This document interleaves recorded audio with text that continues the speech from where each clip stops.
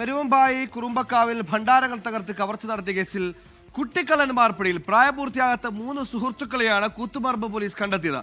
Juvenile കോടതിയിൽ ഹാജരാവാൻ ഇവർക്ക് police notice നൽകിയിട്ടുണ്ട്. സിനിമ കാണാനടക്കം പണം കണ്ടെത്താനാണ് ഇവർ മോഷണം നടത്തിയത്.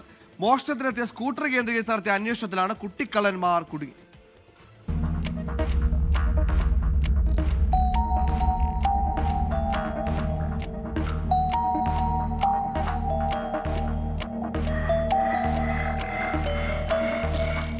കഴിഞ്ഞ വെള്ളിയാഴ്ച അർദ്ധരാത്രിയോടെയാണ് മോഷണം നടന്നത്.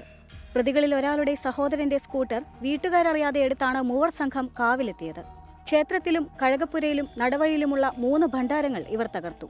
മോഷണത്തിന് ശേഷം ഉടൻ വീട്ടിലേക്ക് മടങ്ങാതെ നിർമ്മാണത്തിലിരിക്കുന്ന ഒരു വീട്ടിൽ ഒളിച്ചിരുന്ന ഇവർ നേരം പുലർന്ന ശേഷമാണ് സ്വന്തം വീടുകളിലേക്ക് മടങ്ങിയത്. കവർച്ചയിലൂടെ പണം ഉപയോഗിച്ച് സിനിമ കാണാനും ആർഭാടത്തിനുമാണ് ഇവർ പദ്ധതിയിട്ടിരുന്നതെന്ന് പോലീസ് പറഞ്ഞു.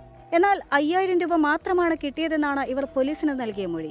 മോഷണത്തിന്റെ ദൃശ്യങ്ങൾ കാവിലെ CCTV ക്യാമറകളിൽ പതിഞ്ഞിരുന്നു.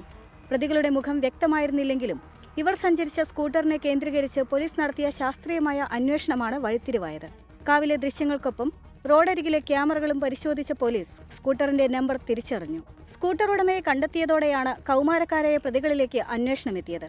ഏകദേശം 50,000 രൂപയോളം നഷ്ടപ്പെട്ടതായാണ് ക്ഷേത്ര ഭാരവാഹികൾ പോലീസിൽ നൽകിയ പരാതിയിൽ പറയുന്നത്. മുൻപും 2 തവണ ഈ കാവിൽ മോഷണം നടന്നിരുന്നു. എന്നാൽ ആ സംഭവങ്ങളിൽ ഇവർക്ക് പങ്കില്ല എന്ന് പോലീസ് സ്ഥിരീകരിച്ചു.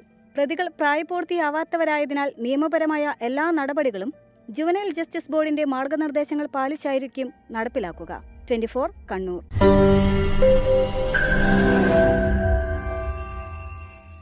ലോകത്തെവിടെയായാലും ഏത് സമയത്തും 24 വാർത്തകളും ഓഗ്മെന്റഡ് റിയാലിറ്റി പാക്കേജുകളും എക്സ്പ്ലെയിനറുകളും വിശദമായി കാണാൻ ഞങ്ങളുടെ യൂട്യൂബ് ചാനൽ നിങ്ങൾക്ക് സബ്സ്ക്രൈബ് ചെയ്യാം.